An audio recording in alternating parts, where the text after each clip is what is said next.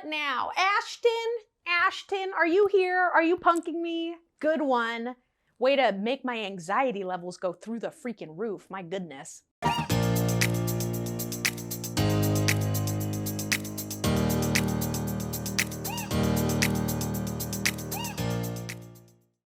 everyone, welcome back to my channel, or welcome to it if you've never seen my face before and yet you decided to click on it anyway. Thank you. That means a lot to me. My name is Jacy and I like to do story times and chit chats on this channel. And today I am doing a Snippets episode. Now, Snippets are a compilation of story times that all are kind of within the same theme.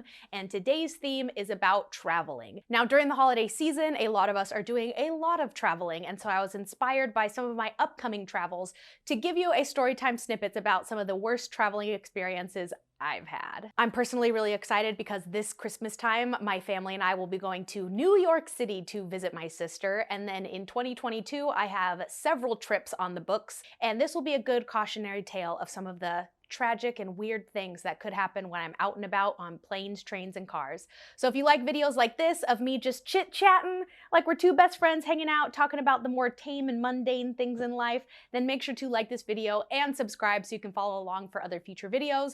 Also, this always feels like an infomercial when I have to do all this rapid fire.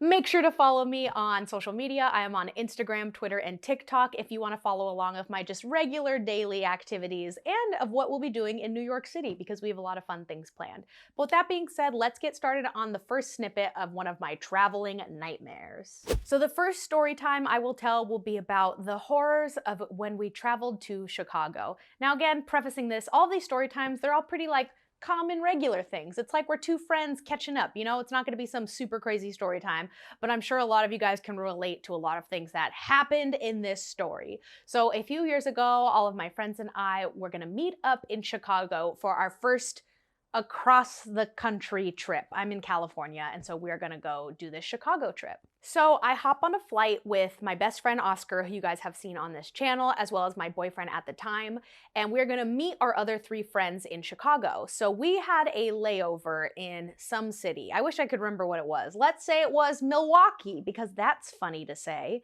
Shout out if you're from Milwaukee. So we make our layover, and we have about 2 hours for our layover, and we're pretty hungry at this point because flying there was taking quite a long time. So we're like, all right, we have some time for a little sneaky snack, for a little food court rendezvous. So we head down to all of the restaurant eateries and we're like, all right, what's the quickest one? Let's just get a pretzel. We decide to go to Auntie Anne's at this food court and just each order a pretzel and maybe a little thing of cheese, because I like to do the pretzels where you dip it in the cheese. Oh, I could go for one of those right freaking now. So we put in our order and then we go and wait off to the side. And we didn't really have any luggage with us at this time because we did all checked luggage. So it's just like maybe us with our backpacks. So we're kind of just waiting, hanging out, you know, having a good time. And then 10 minutes passes and we're like, it's a pretty long time for a pretzel, but you know, it's an airport. What do we expect? And then 15 minutes and then 20 minutes pass for our pretzel. And at this point we kind of start checking our watches and be like, our flight doesn't leave for another like 40 minutes. So we're okay, but just kind of concerning how long our pretzels are taking. So after about 25 minutes, we go up and ask, we're like, hey, like, did you call our name? What's going on with our pretzels? And they're like, no, sorry, we're just really backed up. Like, it'll be out in a few minutes. And we're like, dang, this is like a wait at the freaking Yard House with how long it was taking. But we're like, okay, I think we should go soon. So we kind of start talking amongst ourselves of like, should we abandon our lovely salted delicatessen connoisseur treat? What the heck was that? Should we abandon our pretzels or should we go and make sure that we're boarded on our flight? So we're like, no, our flight doesn't leave for another like 20 minutes. We're fine.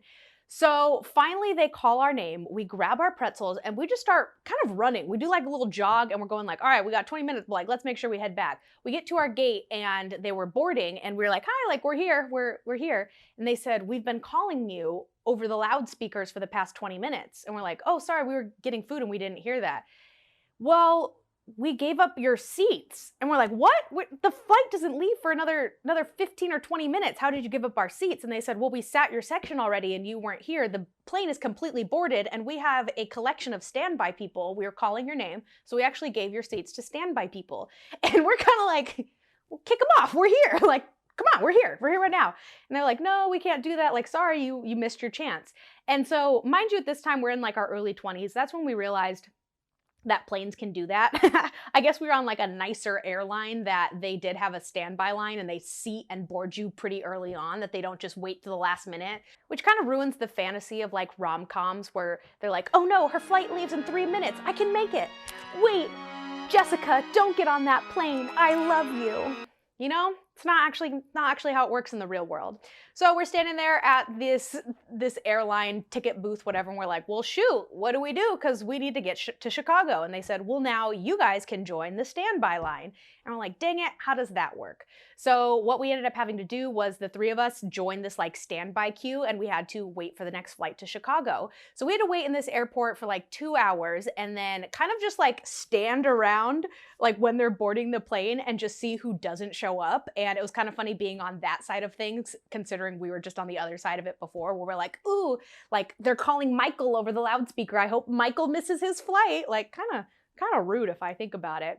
But so they completely board the plane and they look at the standby list and they said, all right, we have 4 seats available. However, there were 3 people ahead of us 3 in line. So what we ended up having to do was split our party up. So we told our friend Oscar, Oscar, you go on this plane, we'll try to catch the next one because that's all we can do at this point. So Oscar hops on that plane and we just said, well, text us when you land, we'll text you when we take off, and we'll try to like rendezvous at the next airport, wherever that was going to be in Chicago. So then we wait around the airport for luckily only another hour before the next flight is about to take off to Chicago. So again, we're just standing around the boarding area going like, ooh, I hope Sandra misses her flight and we get her seats. Like, come on, Sandra, have a pretzel disaster just like us. Come on, come on. Dreams do come true because she missed her flight and we were able to, the 2 of us, sit together and take her seats on the next flights to Chicago. So already our trip was off to a pretty rocky start because I remember like my boyfriend at the time was pretty mad at me because I was the one demanding we wait for the pretzels. They're just so good, okay? I was hungry and they're tasty and I regret nothing. I regret a lot of things. So we arrive in Chicago to the airport, and even though we were complaining that we had to wait an extra 2 hours at our previous airport, our friend Oscar had to wait at that airport for us because we were all gonna Uber to wherever we were going next. So that kind of sucked. But then it was also super weird was because we missed our flight with all of our checked baggage, it had arrived on the original flight, and we were concerned because again, we didn't travel all that much. So we're like, was it just going around on the dolly? That's not the word. The conveyor belt. The conveyor belt. Was it just like our luggage was going around on the conveyor belt? I can't even say it anymore. Was it just going around and around and was just like somebody standing there going like, that's been going around for a while. All right, mine. Luckily, that was not the case. We just had to go to some little booth and we were like, hey, we missed our flight. Was our luggage turned in? And luckily they had it all ready to go and it was all like taped up. I don't know if that's something on the back end that they were able to do where they're like, hey, keep an eye out for this luggage, or if it really was just going around on a conveyor belt for forever. So that was lucky because that would have been a bigger disaster if we would have lost our luggage after all of that. But so we show up in Chicago about 6 hours after we were supposed to, and it kind of ruined our day's activity. We didn't have any specific events or tickets that we needed to redeem in Chicago, but it was like we were gonna do things in the city and we kind of wasted our day traveling.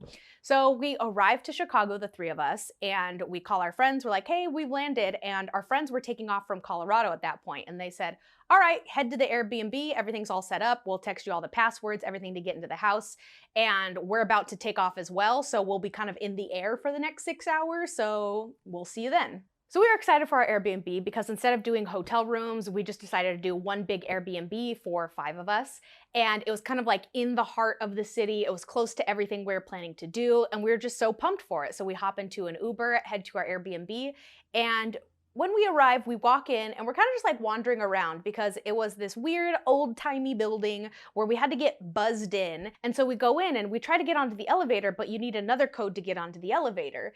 And our code wasn't working. So we go up to this front desk area because they had like a little concierge and we said, hi, we're here for our Airbnb. And they said, oh, well, like some of the units are privately owned. We don't really handle all of that. So we asked them, we say, so how do we get upstairs to our Airbnb? And they said, well, we don't have the code to get in. That's privately owned. You're going to need to call the owner. So we're trying to call the owner and find out how the heck we get into this Airbnb. We try calling our friend who is in the middle of the sky in a flying tube and can't answer his phone. And so we just keep trying to call the owner and they're just not picking up.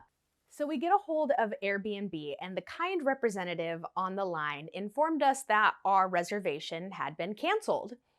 And we were like, incorrect. We are here and ready to get into our rooms. How do we get in? And they're tippy tapping away on their little keyboards and they say, oh, it looks like the owner canceled your reservation.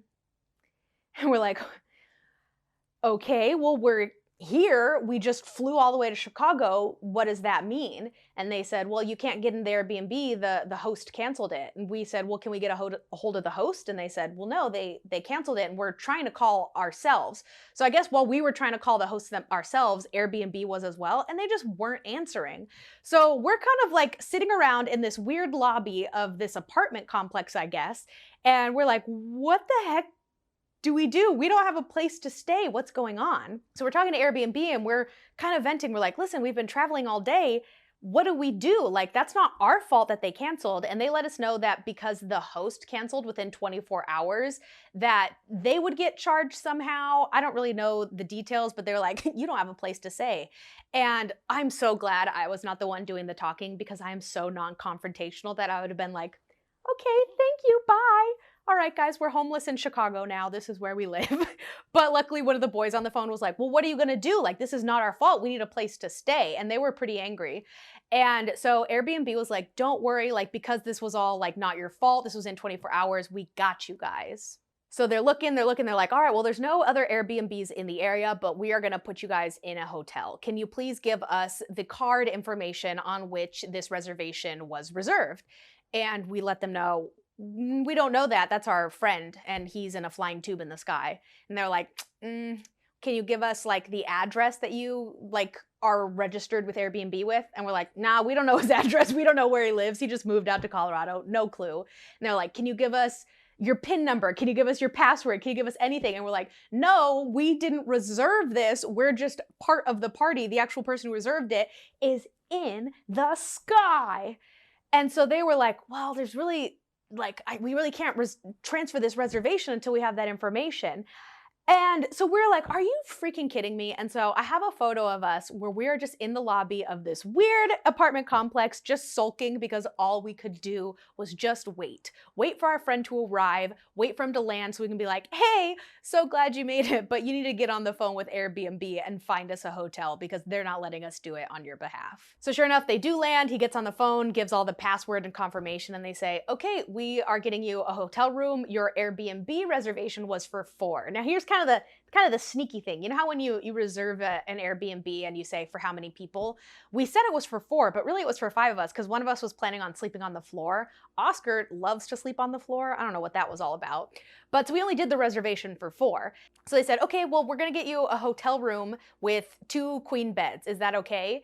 And luckily, again, because the friend that had just landed, who is now newly pissed off, because we had been pissed off for the past hour and a half, he was like, no, that's not okay. There's actually 5 of us, and we're gonna need 2 hotel rooms because 5 of us can't fit in the 1 hotel room.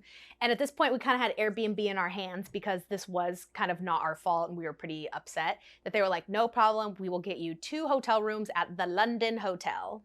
So we all have our luggage, we're all pissed off, and we're all like, well, now we gotta Uber to this next hotel. So we arrived to the hotel and we're like, ugh, it's overlooking Trump Tower, which was like, for a bunch of like liberal Democrats, like my friends and myself, we were pretty pissed about. But it was in the center of the city, and so we're like, all right, this is kind of fine. We walk in, and it is the most luxe hotel that to this day I have ever stayed in. The lobby, I felt like I was in an art gallery. I felt underdressed. I felt too young to be there. And I was like, oh my God, wait, this is kind of nice. So we go up to the front counter and we're like, hi, we should have 2 rooms under this name. And they're like, ah, yes, welcome to the London. Here are your key cards. There's breakfast at 8 in the morning. We have a rooftop bar, a concierge, a fitness center, a pool. And we're like, You know what, maybe, maybe having the worst traveling day of my entire life was kind of worth it for this payoff. So I guess in conclusion, that the worst traveling day of my whole life was worth it because we got to stay in one of the nicest hotels I've ever been in. On Airbnb's dime, they were able to handle it all. It was unfortunate that we kind of lost a complete day because of all of the traveling fiascos, but it was worth it. And after that, we had such a wonderful time in Chicago. I love that city, and I would recommend you guys go and keep an eye on your Airbnb reservations because they could cancel those bad boys within 24 hours, which is nuts. We still don't know what happened. Why would you do that to us when you knew we were traveling? Something must have happened, but that was weird. Pretty crazy, pretty crazy. So snippet number 2 actually happened recently, and it wasn't as bad in the sense of like one of those nightmare traveling days. It was just one of the weirdest sequential series of unfortunate events that has ever happened in one of my traveling experiences ever. So I wanted to tell you guys about it. So I had a super fun trip planned for St. Louis, and I would be traveling there on my own. So I wake up on the day that my flight was supposed to take off from a lovely text from Spirit Airlines saying that my flight was canceled. Now I know what you're thinking, Jacy, why are you flying Spirit? That's your fault. First of all, don't blame the victim here. They shouldn't just be canceling flights willy-nilly. That was kind of rude of them. But it was also on that day where I think like just thousands of flights were canceled for both Spirit and American Airlines. So kind of the night before, preemptively, I was prepared for the fact that my flight might have been canceled. Because so many flights were getting canceled, it was a weird domino effect because they had to fill all those people in the planes that were available the next day and kind of so on, so on. So I woke up to this text and I was like, well, that really puts a hitch in my giddy up. But I needed to be at St. Louis because if I were to call Spirit and be like, hey, my flight was canceled, can you get me on the next one?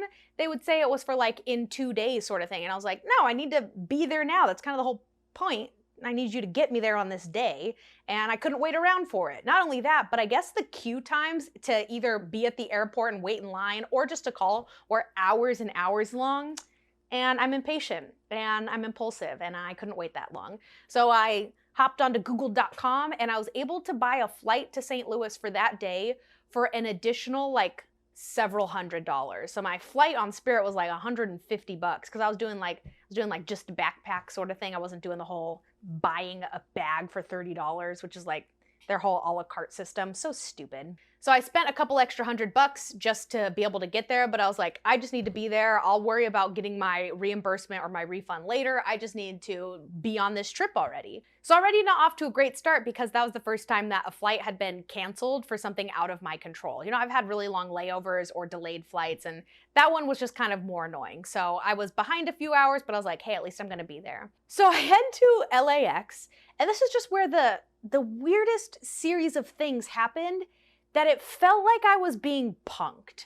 So I don't like to ask people for rides to the airport. I don't know why, probably because it sucks for me, so I know it's gonna suck for somebody else. So what I do is I take the train into Union Station, and then Union Station has a bus called the LAX Flyaway bus, and it's like $12 one way, and it's a bus that just takes you and drops you off at your terminal. And I actually like that. I like traveling. It's one of my favorite parts of the traveling process is the actual traversing, you know? I like taking a bus to the airport, taking a plane to where you're going. It feels like part of the experience, so I really don't mind and I kind of enjoy it. So I hop on the train, I arrive to Union Station, and I know that my bus leaves in 5 minutes because it leaves every half hour on the dot. So I'm walking up and I'm kind of just like, I have a little pep in my step, but I'm also like, I still have 5 minutes. I walk up and I see the bus pulling away and I was like, hello, hello. And this is not what happened, but it felt like the bus driver was driving by going, and just like, and just kept driving because I was like, ugh. And so I knew that I had to wait there for a half hour because that's how often they left. And I was like, what the heck? I timed this correctly. Why'd they leave 5 minutes early? You know, that's kind of the whole point of a schedule is you leave on time. So luckily I am one of those people that I like to arrive 3 hours early. So I was like, all right, I'm fine on time. So that's okay. That was just more annoying than anything. So I'm just sitting there kind of waiting for the bus. I get on the bus and we head to LAX. So I arrive at LAX and I was doing just a backpack like I mentioned. And I hop on the escalator to get to TSA. And it's this big, long escalator, and I'm right in the middle of it going up, and it just stops, like kind of jolts. And right away, my brain flashes to Final Destination, where like they just get eaten by the escalator. So I'm like, what's going on? What's happening? And we're all like, you know, there's like dozens and dozens of people on this escalator, and we're like, what happened? And so, I mean, an escalator, when it breaks, it just becomes stairs. So it's like, oh, we just got to walk up. And nobody's moving. Like, we're all just stuck. So we're all just kind of like looking around, going like, trying to look up to the escalator. And some kid got his shoe stuck in the escalator with his like foot in it. And I don't think it was hurt at all, but his shoe was stuck. So this family is just at the entrance of the escalator trying to like remove this shoe that had gotten stuck in it. So we couldn't really go up, but then we're also trying to communicate down the escalator of like, hey guys, like walk down. We gotta go walk up, walk down. No, go, we're stuck. We can't get up. Just walk down. Walk down! Like, so it's just really odd. So finally the crowd kind of like turns around and shifts. We walk down the escalator and come back up the stairs. So as I'm coming back up the stairs I actually saw the kid finally free his shoe, and it was all mangled and torn up. But I was just like, stupid kid, you ruined the escalator for everyone. So then the next part goes to TSA. So I'm in line at TSA, and there's this one part where it breaks off into 2 lines. And I was like, you guys are stupid. This is clearly the shorter line. Let me go into this one. So I hop into that line, and again, another weird thing happens where the people in front of me, the couple in front of me, had an issue scanning their documents or like showing their ID. Either they weren't able to show ID or any kind of documentation, or it just wasn't valid. So of course I'm like, dang it, I picked the wrong line, because I am waiting there for about like 10 minutes behind this couple who are trying to figure it out. And at this point I couldn't like hop out of line and go into the other line. It was like, I might as well just wait. Like, this feels sort of weird, but whatever. So the whole time I'm just like on my phone, just kind of like dilly-dallying, no big deal. So we get to the conveyor belt part of the TSA. I put in my backpack, take off my shoes, take off my jacket, take off my Fitbit, do that whole thing. You guys aren't going to believe this. This is so weird, which is why I'm telling this story, because I could not believe this. My backpack is in the machine when all of the sudden, the conveyor belt just stops. And there's just no motion, and we're all just kind of like waiting around, you know, and I'm like, oh shoot, is my backpack getting checked? Like, is mine setting off alarms? Did I accidentally pack a bomb in my backpack? Do you guys have those worries too? Because I think that all the time. So we're standing around just kind of being like, all right, what's the holdup here? Do I have a bomb or not?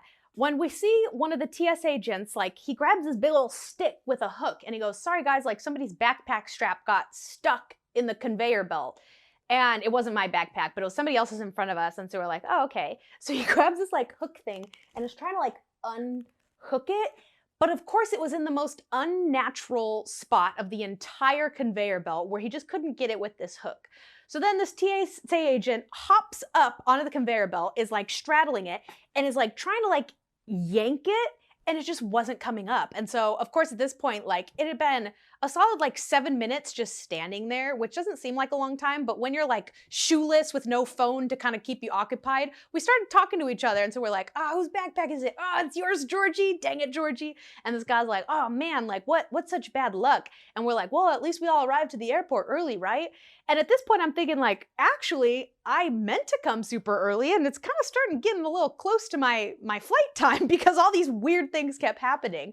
But sure enough, they were able to, after this is 4, so I guess 2 TSA agents hop on the conveyor belt, kind of yank it up. And again, the strap of his backpack gets like just a little bit mangled, but then the conveyor belt goes. And we're like, so weird, so weird. So sure enough, my backpack does get flagged for something. And I'm like, oh, what now? Ashton, are you here? Are you punking me? Good one.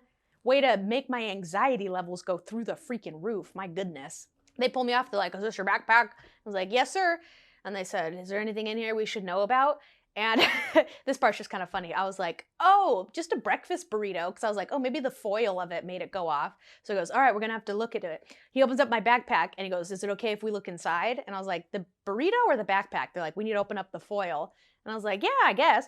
So he opens up the foil, and it was half a breakfast burrito that I had packed, because I had eaten half like on the bus, but I was going to eat the other half because you can bring food. And he goes, I'm sorry, we're going to have to confiscate this. And I was like, really? And he goes, no, I'm just kidding. It looks just really delicious. And I was like, oh, haha, okay. But I was like, just give me my stuff. I just need to go sit and be safe and comfortable that I'm there for my flight because too much stuff has happened. So I make it for my flight. I am still plenty early, no issues there. I board the flight, and because I had upgraded my flight from like Spirit to a nice airline, I was doing Delta. I was like, oh my God, they have TVs, because of Spirit, they don't have nothing. I downloaded movies onto my phone and I brought a book because I knew they didn't have that. So I was like, oh my gosh, they have movies. Like, what should I watch? And I was like, Quiet Place 2, like, ooh, all these new fun movies. So I picked my movie, I go into my backpack, and I was like, I forgot my headphones. I forgot my headphones to watch a movie. And I looked in like their little pamphlet thing, and because they were like nice headphones and not like $2 headphones, I would have had to purchase them, and I was like, it's fine, I'll just read my book, no issue there. So as the flight's going along, and please let me know in the comments if you've had one of these experiences recently, but we had an anti-masker. Now, not anything that was worthy of making the news by any means, but of course the man right in front of me and like diagonal to me, like, you know, on a flight, you can always see the person, what they're watching on screen, like directly diagonal to you. Like, that was this guy. The one bad seat on the plane was right in front of me. So sure enough, as all of the flight attendants kept passing by, they'd be like, sir, can you keep your mask over your nose? And he'd be like, nah, rah, rah, rah, rah, rah, rah. They'd walk away and he'd kind of put it under his chin again. And after like the third time, they're like, sir, we don't want to ask you again, like, put your mask on or we will have to, I don't know what they said. They didn't say like detain you by any means, but they threatened him. Like, it was threatening. The tone was a disappointed father. Like, don't mess with them. So this man orders alcohol, which is not a great idea, but he had little nuggets. What are they called? Like little little nibs of alcohol. And so he was purchasing those, and luckily he wasn't getting rowdy by any means, which was kind of my concern because I didn't have the entertainment, he ended up being a lot of my entertainment. So he wasn't getting rowdy by any means, but what happens is towards the end of your flight, when they come around and collect your cups, that's not actually optional. Like, you have to give your cups back. So he hadn't finished his little nips, and they're like, oh sir, we're about to land soon, like finish those up, we'll come back around. They come back around and he didn't finish them. So they're like, oh, sir, like, we have to take those. And he goes, no, like, I'm gonna pack them away. And like, no, sir, you can't, like, because they were opened and he wasn't fully done with them. They said, no, we have to take those. And this is so funny because at this point, they were already so done with them. He was clearly the problem child of the whole plane, so they had zero patience with it. This flight attendant just grabs all of his stuff and puts it in the trash can. And you could tell that he was almost waiting for her to do this because he was ready to fight. And so he was like, you could tell he took this deep breath as if he was like about to start this fight. And she just goes, no, no, no, you have been completely disobedient this whole flight. We told you need to throw it away. We cannot let you take this. These need to be thrown away. We are landing, sir. Put your tray tables up, buckle your seatbelt, and shut up. And put your mask over your nose. And I was like, oh my gosh, I don't know how like the surrounding area just didn't break out into applause. It was absolutely insane. So this man was almost just so shocked into obedience that he was like, all right, you have my respect. Buckles his seatbelt, put up his tray table, and puts his mask over his nose. So after that, I land in St. Louis, no other issues there. But it was just such a weird, chaotic series of events that it almost sounds like I'm grabbing parts from other situations that have happened. But no, this was all on one travel day, so it was absolutely insane and just pure chaos. But I made it to St. Louis, and that's all that matters. So that's actually going to be the last snippet of this video. I will be doing a lot more traveling in the new year, so I'm sure I'll be doing a part 2 of this video. I do have a couple other like super duper mini stories that I could tell you, but I'll just save that for the next one when I have more. Actually, I hope I don't have more travel story times. Why would I wish that upon myself? I hope all my travels go smoothly. But you know, it's kind of inevitable. It's a weird time, you know, airlines are very overwhelmed, they're very understaffed. So I'll try to be as patient as I can, and hopefully I don't have any story times, but if I do, I'll just save all the other ones for the next time. So make sure to subscribe so you can follow along if you enjoyed this video for similar videos in the future. If you guys will be traveling this holiday season, make sure to stay safe, make sure to be patient. Again, airline workers are very overworked and overwhelmed right now. So just be mindful of that and be grateful that they're there to help you get to where you need to go this holiday season. But I thank you guys so much as usual. I hope you have a safe, a wonderful December and holiday season, and I'll see you in my next video. Toodles! Ew. Oh, so bright. Why is that so bright? Oh, why is the sun right here in my face?